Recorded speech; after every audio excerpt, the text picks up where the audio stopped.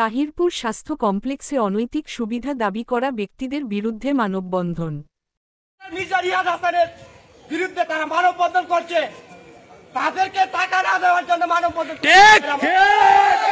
আজকে টাকা দেয়নি বলে একজন, আপনারা জানেন উনার চাকরির জীবন 12 বছর হয়েছে, 12 বছরের মধ্যে কেউ প্রতিবাদ করেনি।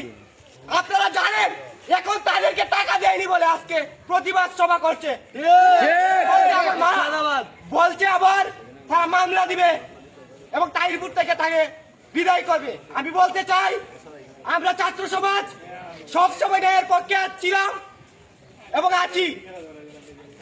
স্যার আমাদের, আমরা জানি পিতামাতার পরে হচ্ছে শিক্ষক, আর শিক্ষকের পরে হচ্ছে ডাক্তার।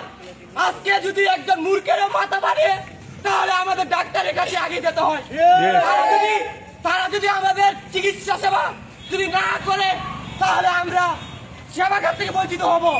আপনারা জানেন বিগত দিনে যারা লুটপাট করেছিল, তাহিরপুরকে ধ্বংস করতে চেয়েছিল, আজকে তাহিরপুরকে যারা লুটের রাজ্য হিসাবে স্বর্গ বানাতে চাচ্ছিল, আজকে তাদের বিরুদ্ধে আমরা সুচ্চ আন্দোলন করেছিলাম এবং করতে পেরেছি।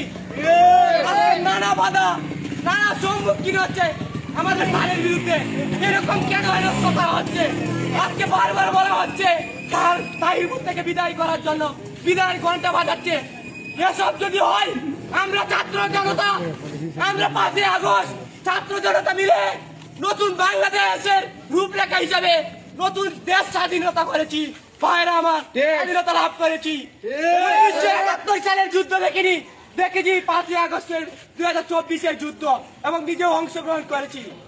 আজকে বলতে চাই, যদি ডাক্তার মির্জা রিয়াদ হাসানের কিছু হয় তাহলে কে সারা তাহিরপুরে শান্তিতে থাকতে পারবে না, তাহিরপুরে শান্তিতে থাকতে পারবে না। আরেকটি কথা বলতে চাই, আমাদেরকে হুমকি দামকি দেওয়া হচ্ছে, আমাদেরকে হুমকি দামকি দিয়ে আমাদের আন্দোলন, আমাদের মানববন্ধন কিছুই করতে পারবে না।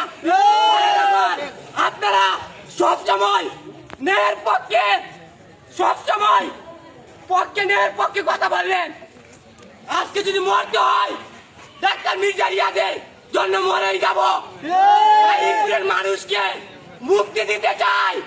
ওরা বলে স্যার নাকি দুর্নীতি অনিয়ম সবকিছু করে।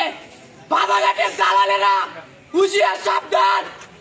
তোমাদের কথা বলতে চাই, তোমরা যা শুরু করেছো, বাবাঘাটের চেম্বার বন্ধ করে দিয়েছো।